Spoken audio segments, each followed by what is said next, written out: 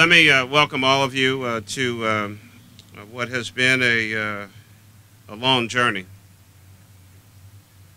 and an effort that has, quite honestly, taken much too long. But every now and then, sometimes getting it right is the most important thing. And so let me thank and welcome our District Attorney, Seth Williams, who is here with us, and Councilwoman Maria Quinones-Sanchez, both of whom have been big supporters of this project. Deputy Mayor for Public Safety and our Chief of Staff, Everett Gillison, Commissioner Anne Marie Ambrose, and John Herzens from the Department of Public Property, and our space planning team, Ironstone Partners, LLC, the developers and owners of the site, and Chris Kirshner, Executive Director of the Philadelphia Children's Alliance. I saw Frank Cervone a second ago. We've been pursuing the idea of co-location of some critically important facilities for a long time. And in April of this year, after great action by City Council, I was able to pass Bill number 084, finally making co-location a reality. The Department of Human Services and the Special Victims Unit. We're excited to begin construction on this new DHS SVU co-location site. The site will bring together the Department of Human Services Sexual Abuse Investigations Unit, Philadelphia Police Department Special Investigations Unit, and the Philadelphia Children's Alliance, all in one facility. The prosecutors from the District Attorney's Office will also be on site. I want to thank Deputy Commissioners both Ross, again, and Blackburn. Each year, our DHS Sexual Abuse Unit handles approximately 120 cases of sexual abuse. By co-locating, we'll be able to better serve the victims of child abuse in a variety of ways. One, streamlining our approach in providing support services, reducing the stress and pain of our victims and their families, and creating a one-stop facility for contact with police, DHS, and child advocates. And soon, this 30,000 square foot site will be totally transformed. It will have a 10,000 square foot addition, separate secure entrances for DHS, SVU, and the Philadelphia Children's Alliance, some of our children on the school bus. It'll be a sustainable and feature newly designed courtyard area and have parking for more than 100 cars. And once completed, this new facility will centrally locate more than 100 staff members from the SVU, DHS, and the Children's Alliance. I expect that we will be back here in late 2012. My notes say, or early 2013. Where's the developer?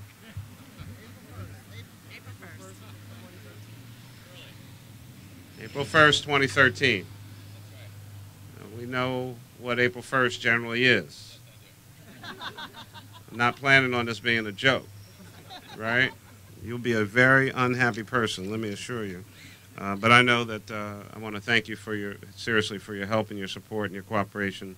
This really is, for many people, and certainly myself, this really is a dream come true. And we're very proud of this particular moment. So let's give it up for our developer and owner of the site. Thank you so very much. And Councilwoman Quinones-Sanchez. Good afternoon and welcome to the 7th Councilmatic District. I really want to thank the mayor and the team. He talked about Commissioner Anne Marie Ambrose, and I know for Everett Gillison, this is one of those babies that you want to hurry up and give birth to. It's an idea that's been played with for a long time. People have talked about it. The ability to serve children in an environment that will provide them some safety and some security during some very traumatic times is very important. And so I really want to thank the entire team, and I was happy to work with them and find them a location in the 7th Councilmatic District, because I really want, and if you look at the zip codes in this area, and I know the experts will talk about this, we are coming to the children, and we are locating ourselves within the community that most needs the types of services that are going to be provided between the Children's Alliance, the DA's office, the police department, department and everyone else. So I'm just happy to be able to host them in here in this district. I may have to get an office here too,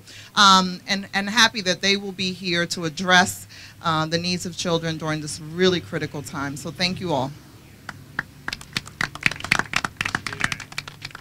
All right, good afternoon. I again want to applaud and thank the mayor, Everett Gillison, Commissioner Ambrose, Commissioner Ramsey.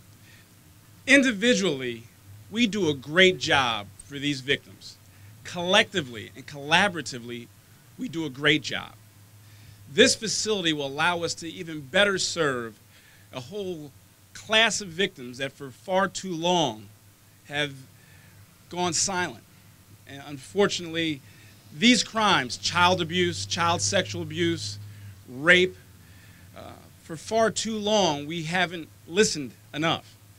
Unfortunately, 1 out of 4 American women under the age of 18 is a victim of child sexual abuse.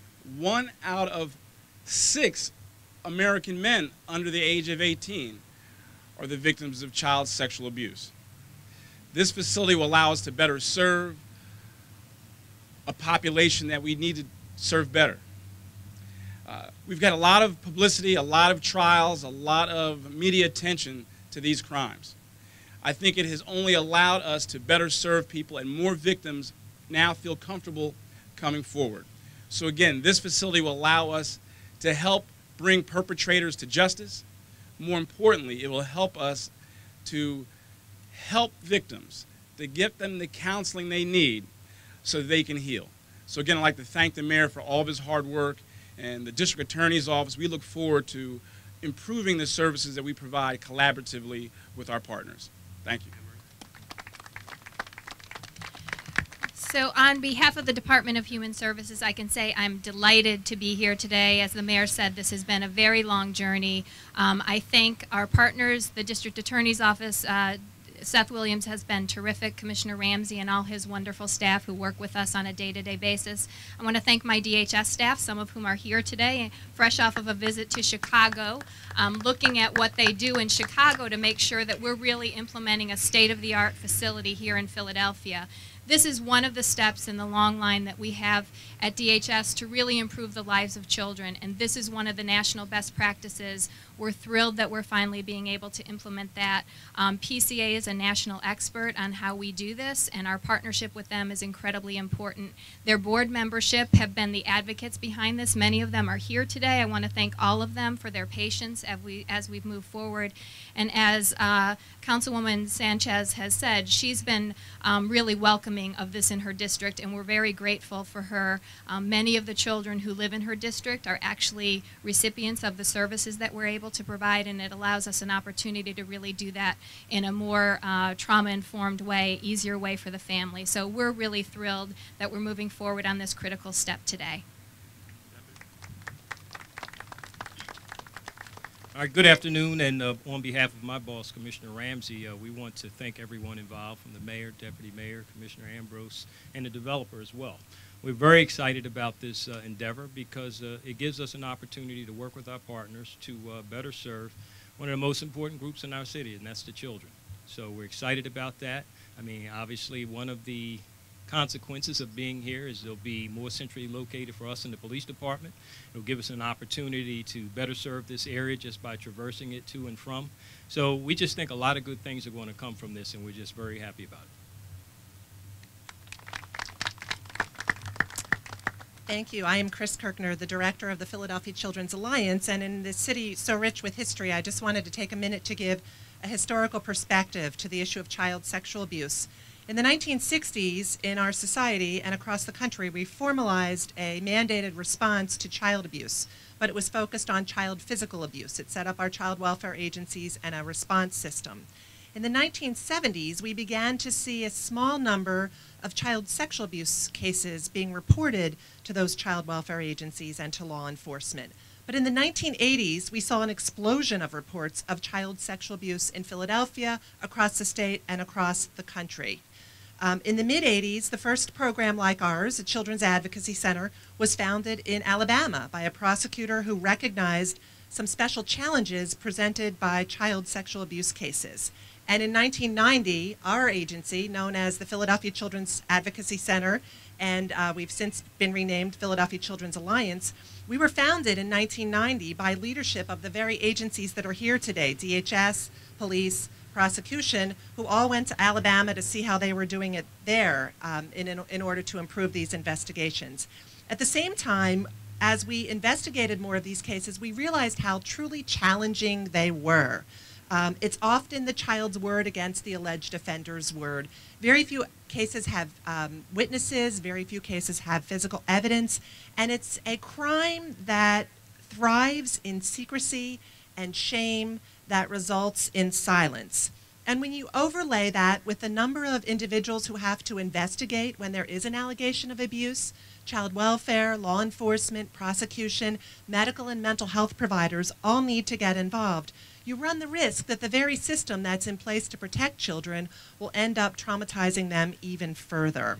So we founded our Children's Advocacy Center. We worked out of a very small office in West Philadelphia, and throughout the 2000s, we worked to create a collaborative response to serve as many children as we could through our model out of that facility. And then in 2010, we moved downtown into a bigger facility at 15th and Chestnut, but we still were not co-located. And throughout the 2000s, we kept talking to Commissioner Ambrose and to the mayor about the need for co-location in a city the size of Philadelphia. We do see an average of 120 to 130 reports to DHS every month. That is 1,600 to 1,800 cases of sexual abuse every year reported to the authorities. And so following the model of other urban areas, Chicago, Phoenix, Houston, we knew that the best way to collaborate on those cases and to ensure that children did not fall through the cracks was to co-locate. And that brings us to this groundbreaking today. Co-location has, as I just said, long been a dream of ours, and we are thrilled to see our dream being realized. But this is our dream on behalf of the 1,600 children every year who have the courage to come forward and disclose their abuse. And this year especially, high-profile cases have reminded us that our fight against child sexual abuse is far from over, and we have a long way to go. Co-location will help us immensely in this fight, providing additional resources and opportunities for best possible response in Philadelphia on all cases reported to the city, to DHS and police. So I want to thank the mayor and all the commissioners, especially Commissioner Ambrose and the team, and all of our partners who are making our dream a reality, again, on behalf of the children in the city who are sexually abused and who we want to help in ways that we've never been able to help before. Thank you. So we're going to go over to break some ground, but I also want to bring special attention to a guy who never brings any attention to himself, and I want to thank him publicly. The great work of Captain Darby up at SVU. Captain, thank you so very much. You give us great strength and great confidence in the services being provided, so thank you.